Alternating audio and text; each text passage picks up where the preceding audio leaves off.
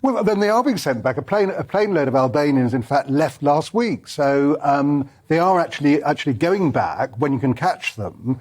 These are obviously economic migrants. When they get here, they're not going to apply for asylum. What they're going to do is they're going to try and disappear into the black economy.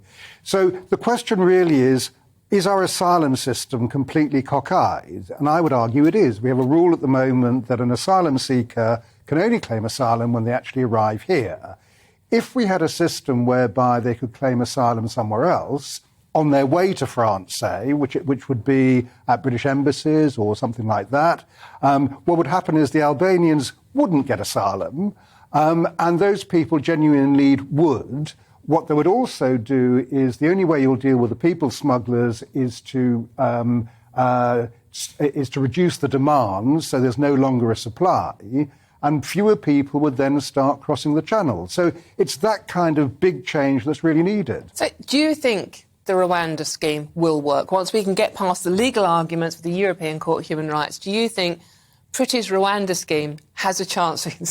Stop giggling, Claire. Well, has a chance of working? It's not. I mean, the Rwanda scheme was just something as a sop to people who rather like things like that getting tough on immigrants. The old red meat line. Yeah, red basically. Meat to the voters. Look, at the moment Rwanda can take 200 people. There were 29,000 attempted crossings so far this year, of which 18,000 got to our shores. 200 doesn't make any difference at all. And will it discourage Albanians from coming over here? Of course not. What they're trying to do is not claim asylum. They're trying to disappear into the system. So they're not the people who end up in Rwanda. Yep, so it brings us down to the $64,000 question, or rather a several hundred million question. Why aren't the French doing more?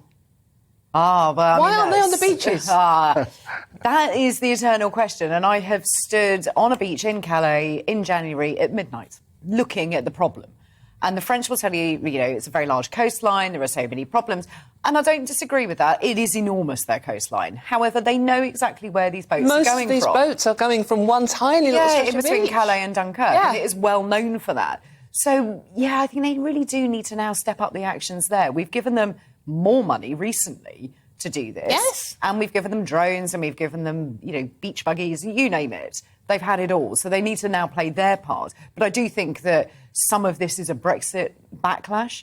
They don't particularly like us. They haven't liked us for many years, as it is. They haven't really liked us for a few centuries, have they, if we're honest here? Not since Agincourt. Well, we all need to play Move on. So we all need to play our part, and there needs to be a little bit of diplomacy going on from both sides. I don't think we've always acted in the best interest either. So those conversations need to be opened back up. They need to be pulling their weight. The Rwanda plan, I think, is really dead in the water. I don't think it was ever designed to work in the first place, if I'm honest with you.